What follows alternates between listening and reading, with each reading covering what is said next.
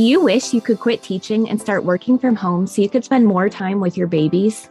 Are you tired of scouring the internet for legit jobs that will replace your teaching income and that you can do from home in your PJs? Hey mama, welcome to Ditch the Classroom. I know you're over there Googling jobs for teachers, legit work at home jobs, or start a side hustle, yet you can't figure out how to take that first step toward quitting teaching. So instead, you stay stuck, do nothing, or start random side hustles to make quick money. Virtual assistance is the answered prayer you've been waiting for. My name's Ariana, and I'm a former teacher turned work-at-home mom who replaced my teaching income as a virtual assistant in just 6 months.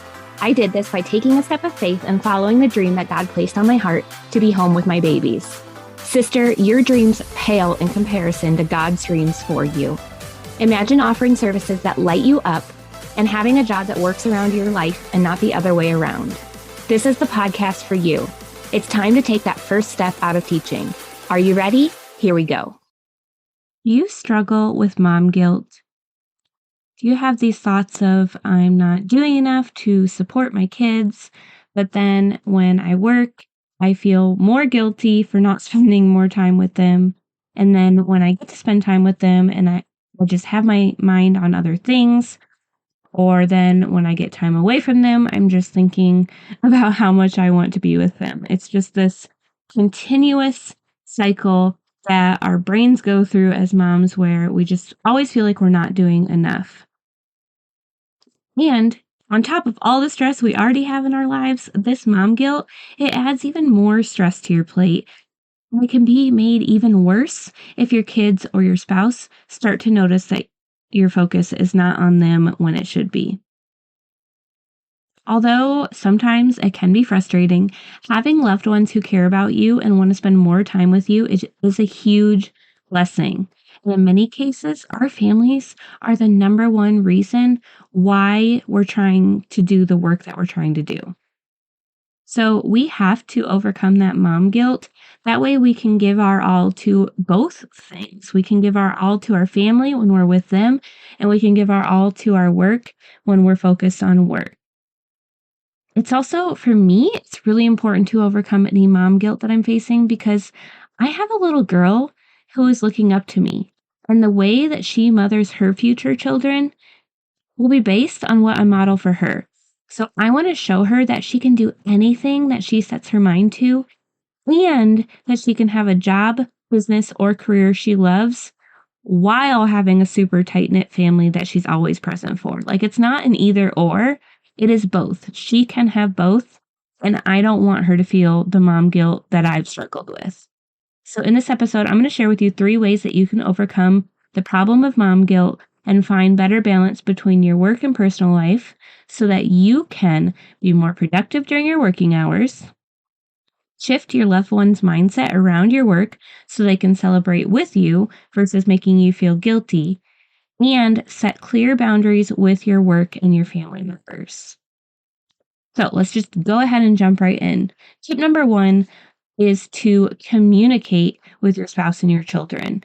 When you set clear expectations right up front, this is the number 1 most important factor in better managing your work and your home life so you don't have to struggle with that mom guilt. It's important to not only clearly communicate when and what your family can expect from you, but you also need to hold to your promises. When you do both of these things, working late or early isn't as big of a deal because you've established trust and understanding between your family and yourself that's going to eliminate that friction of like, is mom ever going to be around, like focusing on me? So it's really best to communicate more than once when things are coming up. And I also recommend communicating both verbally and in writing. So whether that's a reminder text, putting it on a shared Google Calendar, or like a written calendar on the wall of your house, or just a handwritten note, maybe stuck to the fridge, help them to remember what you have going on and why you're doing it. And another tip is to give them something to look forward to once you accomplish this big task. So maybe if you're looking to get out of the classroom, you're teaching a lot, but then you come home and you're trying to work on this virtual assistant business so you can get it to the point where you can leave teaching, but that's taking time from your family. So maybe You say, hey, kiddos, like I am going to be working on my virtual assistant business tonight while dad watches you. I'm going to be spending, 5 hours doing this tonight, so I'm not going to be available with you. But when I get this stuff done tomorrow, I will be fully present with you after we get out of work and school. We will go to the park. Maybe we'll go get ice cream, so give them something just to look forward to so that they don't see you working the night before as taking away from them.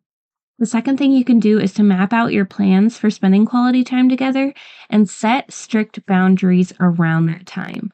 So it's really crucial to keep your promises to your family members. If you set a date on the calendar for a date night or a day at the park, make sure you're fulfilling those commitments.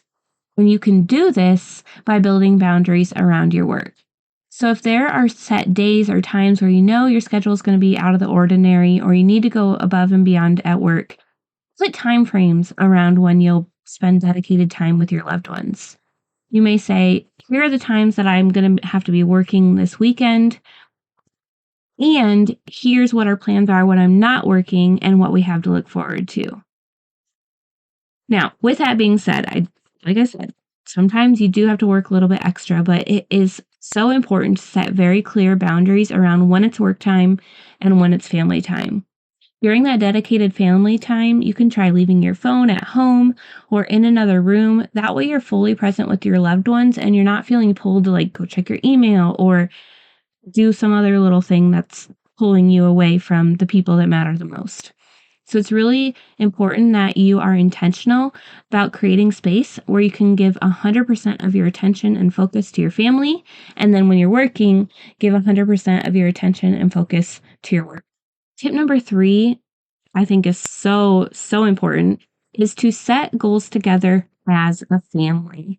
Allow your spouse and or your children to be a part of the conversation. So part of this is just identifying the why behind everything that you're doing. Not just your own personal why, but what are you trying to accomplish as a family? So what would you replacing your teaching income as a virtual assistant, what would that help your family to do? What kinds of things would you be able to do with them if you weren't feeling so burnt out from teaching all the time?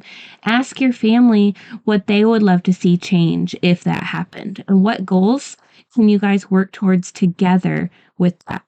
When you can tangibly explain these goals to your children and get really specific and clear about why you're working so hard, what you're working towards, and how you're going to celebrate achieving these goals, it teaches them hard work and perseverance. It teaches them to never give up and to strive towards their goals and to be able to feel like they can do whatever they set their mind to. This also eliminates the guilt that we feel as parents, because when our kids understand the context of our work and why it's important and the impact that it's going to make, not only on them, but the world, they're not going to feel as upset when they see you working hard. Okay, so these are the 3 tips that are going to help you start to overcome that mom guilt. Let me recap them for you. Number 1 is to communicate very openly about why you might be working, when you could be spending time with them, what goals it's helping you achieve. The second tip is to map out your plans for spending quality time together with your kiddos and your husband and set strict boundaries around that you're not going to overstep. And then the third tip is to set your goals together as a family and allow your kiddos and your husband to be a part of that conversation.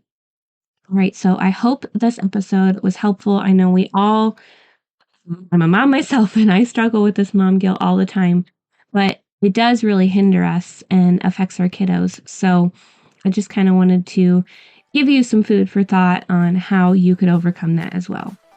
All right, y'all, I love you so much, and we will see you next time. Thanks so much for hanging out with me today. I'd love to bless you with a free gift as a thank you. All you have to do is leave a review of the show on Apple Podcasts, take a screenshot, and send it to podcast@ditchtheclassroom.com. I'll send you a code so you can snag my Ditch the Classroom toolkit for free. And don't forget to come hang out with us in our free community, facebook.com/groups/ditch /ditch the classroom. I'm so honored to support you in your journey to becoming a virtual assistant. Until next week, y'all, keep following the dreams that were placed on your heart so you too can ditch the classroom.